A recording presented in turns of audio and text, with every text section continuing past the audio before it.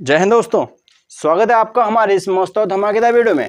आज आपके लिए लेकर आए क्लास 12th फिजिक्स के चैप्टर 3 से मोस्ट इम्पोर्टेंट टॉपिक विद्युत शेल। क्या जी? विद्युत शेल, जिसे दोस्त और पापयोगी भाषा में बोलते हैं इलेक्ट्रिक सेल।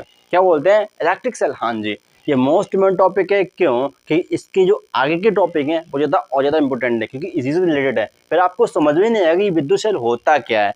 ठीक है, वैसे आप इसको फुल्ली डिटेल में आप पढ़ेंगे केमिस्ट्री में, चैप्टर नंबर 3, वो तो इलेक्ट्रोकेमिस्ट्री में। ठीक है जी, उसमें पढ़ेंगे, उसमें उसके टाइप भी पढ़ेंगे। बट यहाँ पर आपको जो फिजिक्स में इंपॉर्टेंट है, फिजिक्स में जो उसका काम आने वाला है, उसकी पूरी A to Z डिटेल यहाँ पर बताने वाले हैं। ठीक है जी, तो चलिए स्टार्ट करते हैं हमारे विद्युत शेल को। और क्या होता है विद्युत शेल, बताते हैं। तो यह जी जो विद्युत शेल होता है, ये हमारी रासायनिक ऊर्जा को विद्युत ऊर्जा में परिवर्तित करता है, और तो केमिकल एनर्जी को किसमें चेंज करता है?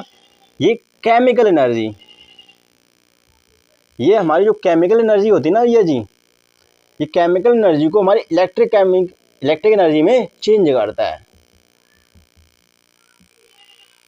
ठीक है जी, ये हमारे रासायनिक एनर्जी, मतलब रसायनों की जो एनर्जी होती है ना, ये जी रसायन, इनकी एनर्जी को हमारी विद्युत ऊर्जा में, रासायनिक ऊर्जा को विद्युत ऊर्जा में जो परिवर्तित कर सकता है, एक ऐसा डिवाइस होता है जो होता है विद्युत शेल। ओके जी, ठीक है। अब ये होता क्या है? वैसे अंदरूनी में देखा जाए, वैसे देखा जाए एक तरह का हमारा बर्तन होता है। कैसे होता है? बर्तन, एक बर्तन ही है ना ये जी, क्योंकि इसमें हमारे बहुत सारी चीज़ होती है। इसमें हमारे विद्युत अपघट्ट भी होता है, इलेक्ट्रोड्स भी होते हैं, तो ये सब होता है। तो ये एक बर्तन ही होता है हमारा विद्युत शेल। ओके, अब बात करते हैं इस बर्तन में क्या क्या हो सकता है, होता है। तो सबसे पहला पॉइंट हमारा विद्युत अपघट्य है। विद्युत अपघट्य, हाँ, वे सभी तरह, मतलब वे सारे यौगिक जिनको हम अगर पानी में घोल दें तो वो आयन में टूट जाते हैं, आयनित हो जाते हैं, तो वो होते हैं हमारे विद्युत अपघट्य। कैसे विद्युत अपघट्य, कैसे क्या होते हैं? तो सुनो भैया, इसमें पहला हमारा जैसे हमारा NaCl, ये हमारा पानी में जाते ही टूट जाता है Na+ में और Cl- में। ठीक है, ऐसे ही हमारा होता है CuSO4।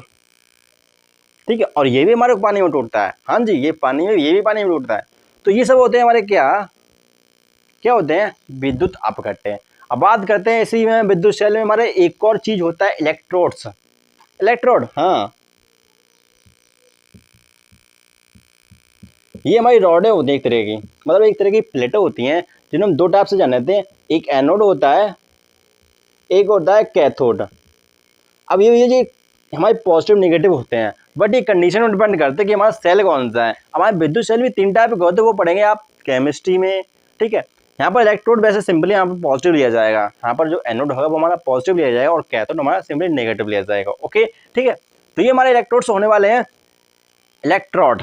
ठीक है, अब इलेक्ट्रोड में 2 टाइप के हैं, विद्युत अपघट्य और वर्धन। ये हमारे सिंपल से 3 चीजें हैं। ठीक है, अब जो विद्युत शेल में एक और चीज आपको हम बताने वाले जो कि है इंपॉर्टेंट, अब वो पता क्या है? क्या बहुत ज्यादा इंपॉर्टेंट है? क्या कि जो विद्युत शेल होता है ये होता क्या है? मतलब विद्युत शेल होता है, ये तो बता दिया कि एक बर्तन होता है, ये रासायनिक ऊर्जा को विद्युत ऊर्जा में चेंज करता है, इसमें विद्युत अपघट्य होता है, और तो इलेक्ट्रोलाइट्स भी होती हैं। ठीक है, और फिर होता है इलेक्ट्रोड्स, हमारी ये जो प्लेटें होती हैं जिन्हें एनोड और कैथोड नाम से जाना जाता है। ठीक है, तो ये तो हमारे विद्युत शेल हुआ। अब विद्युत शेल का जो इंपॉर्टेंट पॉइंट है वो आता है हमारे फिजिक्स में। अब फिजिक्स में काम क्या आता है? वो आता है विद्युत शेल का आंतरिक प्रतिरोध। क्या हुआ जी? विद्युत शेल का आंतरिक प्रतिरोध। हाँ जी, आंतरिक प्रतिरोध। वैसे ये विद्युत शेल दिखता कैसा होगा भैया जी? विद्युत शेल, हाँ, देख लो भैया, ये हमारा कुछ इस तरह का होता है। ये हमारे कैसे होते हैं? इसमें हमारे वायर जाए जाते हैं। ठीक है, ये हमारी रॉड्स होती हैं। ठीक है, अब इसमें हमारा एक रेजिस्टेंस भी होता है। ठीक है, और ये हमारा होता है एक सेल। ठीक है जी, समझ गए ना? ये हमारा है क्या? विद्युत शेल, जिसमें हमारे हैं क्या? ये विद्युत वाहक बल है, EMF। अभी बताएंगे, नेक्स्ट वीडियो में बताएंगे विद्युत वाहक बल सेल का क्या होता है। ठीक है, और ये होता है हमारा इंटरनल रेजिस्टेंस, वो तो आंतरिक प्रतिरोध। और इसी आंतरिक प्रतिरोध और EMF, विद्युत वाहक बल का ही जरूरत है हमारे फिजिक्स में। ठीक है जी, समझ रहे? विद्युत शेल का जो आंतरिक प्रतिरोध और क्या EMF बोलो तो हम जैसे इजी लिखते हैं EMF, और आंतरिक प्रतिरोध को हम सिंपली स्मॉल r से लिखते हैं, और इसका जो मात्रक होता है वो ओम होता है। ओम सिंपली इससे लिखते हैं ना भैया जी। हाँ, तो ये हमारा आंतरिक प्रतिरोध होता है। अब आंतरिक प्रतिरोध होता है क्या है कि सेल के अंदर जब हम विद्युत धारा प्रवाहित करते हैं, इस सेल में जब हम विद्युत धारा प्रवाहित करते हैं तो इसमें धारा के मार्ग में जो रुकावट पैदा करता है, जो उसके मार्ग में जो रुकावट आती है ना भैया जी, हाँ, प्रवाहित करने पर जो उसके रुकावट आते हैं, भाई हमारा आंतरिक प्रतिरोध होता है। जैसे सिंपली हमारे बाहर के सर्किट में किसी ऐसे ओम लॉ सुने हैं ना, ओम लॉ जानते हैं क्या कि ओम लॉ किसी भी चालक में अगर सेलों के बीच विभवांतर लगाया जाता ना, हाँ, तो धारा के मार्ग में जो रुकावट पैदा करता है वो हमारा प्रतिरोध होता है। बट यहाँ पर हम सेल का आंतरिक प्रतिरोध की बात कर रहे हैं, तो सेल के अंदर हम घुस जाते हैं और सेल के अंदर जब धारा बहाते हैं तो उसके मार्ग में धारा के मार्ग में जो रुकावट पैदा करता है वो सेल का आंतरिक प्रतिरोध होता है। सिंपली हम स्मॉल r से लिखते हैं, इसका मात्रक ओम होता है। ठीक है, अब बात करते हैं कि हमारे जो विद्युत सेल का आंतरिक प्रतिरोध होता है ये किन किन चीजों पर डिपेंड करता है। ठीक है, मतलब किन चीजों को बढ़ाया जाए, किन चीजों को घटाया जाए तो ये बढ़ेगा घटेगा क्या करेगा। ओके, चलिए चलते हैं, अब इसको रब करते हैं और फिर चलते हैं हम इनके इंपॉर्टेंट पॉइंट पर। समझ गए आंतरिक प्रतिरोध क्या होता है। ठीक है, कि विद्युत सेल में हम जब विद्युत धारा प्रवाहित कर रहे हैं तो उसके मार्ग में विद्युत सेल में, ठीक है, विद्युत सेल में विद्युत अपघट्य के द्वारा जो हमारा क्या विद्युत अपघट्य के द्वारा उसके मार्ग में जो रुकावट पैदा की जाती है वही हमारा आंतरिक प्रतिरोध होता है। ठीक है जी, ठीक है, तो क्या करें अब देख लेते हैं कि हमारे ये किस चीज पर डिपेंड करता है। ओके, ठीक है, तो आंतरिक प्रतिरोध समझ गए। हाँ जी, समझ गए। अब बताते हैं आपको आंतरिक प्रतिरोध की निर्भरता, किन किन चीजों पर हमारा जो आंतरिक प्रतिरोध होता है वो डिपेंड करेगा किसी भी सेल का। ठीक है जी, ठीक है, अब बात डाल लेते हैं हमारा आंतरिक प्रतिरोध किसका है जी। आंतरिक प्रतिरोध किसका होगा, सेल का। सिंपल है, सेल का आंतरिक प्रतिरोध। निर्भरता, हाँ जी,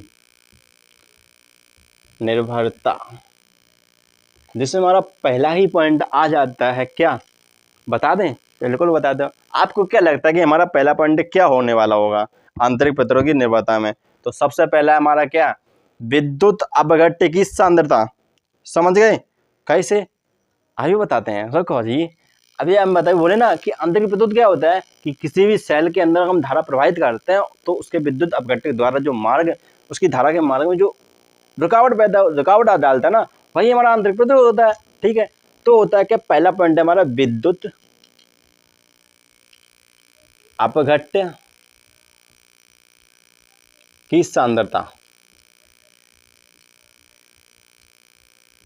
ओके जी, पहला पॉइंट ही है हमारा विद्युत अपघट्य की सांद्रता, जिससे हमारी NaCl, CuSO4 इनकी अगर हम सांद्रता बढ़ा देते हैं, ठीक है, समझ रहे हैं, मगर अगर इनकी सांद्रता बढ़ाई हमने तो होता क्या है, हमारे R के साथ ये भी बढ़ेगा। क्लियर, अगर सांद्रता बढ़ी तो आंतरिक प्रतिरोध भी बढ़ेगा। याद रखना, किसी भी विद्युत अपघट्य की जो सांद्रता अगर बढ़ा दिया आपने तो होगा क्या कि उसका प्रतिरोध भी बढ़ जाएगा विद्युत सेल में, आंतरिक प्रतिरोध। सेकंड बात करते हैं क्या, आप किस पर बात करोगे भैया, अभी तो रोको, बहुत सारे हैं जो इलेक्ट्रोड्स होते हैं ना, हाँ, जो इलेक्ट्रोड्स होते हैं, हाँ, उनकी जो बीच की दूरी होती है, हाँ भैया बताए ना, जो इलेक्ट्रोड्स होते हैं,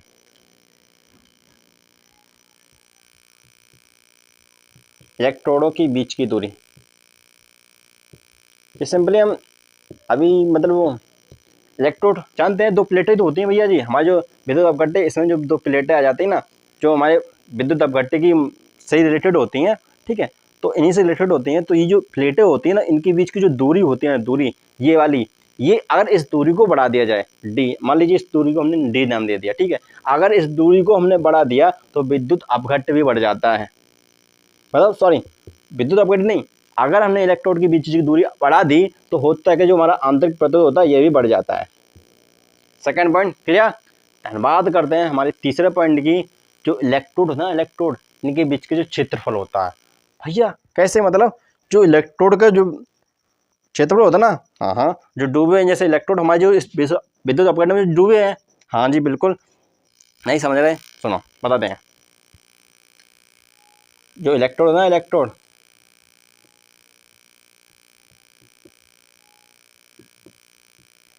इलेक्ट्रोड के क्षेत्रफल मतलब डूबा हुआ क्षेत्रफल,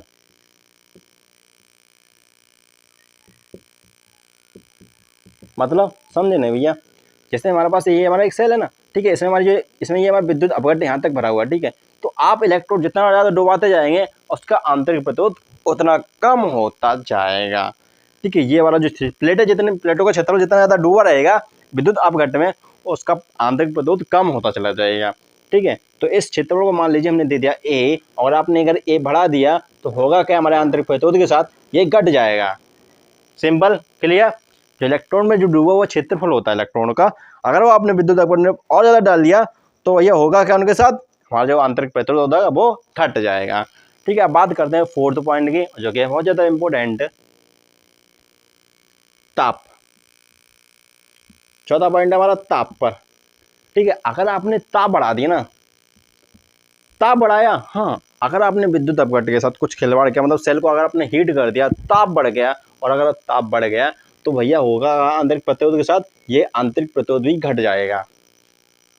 सिंपल है, समझ गए। अगर आपने ताप बढ़ाया तो भैया जो आंतरिक प्रतिरोध होगा वो कैसा होगा, कम हो जाएगा। अब वो कैसे, क्योंकि जो हमारे सेल में क्या है, विद्युत अपघट्य, और आपने विद्युत अपघट्य का बढ़ा दिया है ताप, इनको आपने हीट कर दिया तो भैया आयंस और ज़्यादा फ्री हो जाएंगे और श्यानता कम हो जाएगी, मतलब उनका जो गाढ़ापन होगा, उनका जो भाव होगा वो कम हो जाएगा, ठीक है जी। श्यानता कम हो जाएगी तो भैया ताप बढ़ने पर जो आंतरिक प्रतिरोध होगा वो कम हो जाएगा, ठीक है। और जबकि बाहर हम चालक में अगर किसी चालक का ताप बढ़ा देते हैं तो प्रतिरोध बढ़ जाता है, लेकिन यहाँ पर ऐसा नहीं होता, आंतरिक प्रतिरोध घटता है बट हमारा बाहरी प्रतिरोध बढ़ेगा, ठीक है। ये हमारा ताप पर था। तो हमारा विद्युत शेल कैसा लगा टॉपिक बताना जरूर कमेंट सेक्शन में, ठीक है। तो चलिए चलते हैं, नेक्स्ट वीडियो में मिलेंगे बहुत ही ज़्यादा मजेदार टॉपिक के साथ। विद्युत शेल का जो आंतरिक प्रतिरोध होता है वो कितना होता है, ठीक है, वो भी बता देते हैं। अभी बताते हैं, हाँ सुन लो, और क्या, किसी भी मतलब कि अगर आपने हमारे पास कोई भी सर्किट है, नहीं, नेक्स्ट वीडियो में बताएंगे फुल डेरिवेशन के साथ कि कैसे यहाँ पर कहाँ बोलने वाला है हमारा आंतरिक प्रतिरोध, ठीक है। तो चलते हैं, राम राम जी, नेक्स्ट वीडियो में मिलेंगे। तो कैसे लगे वीडियो बताना जरूर कमेंट सेक्शन में, ओके जी, चलिए चलते हैं।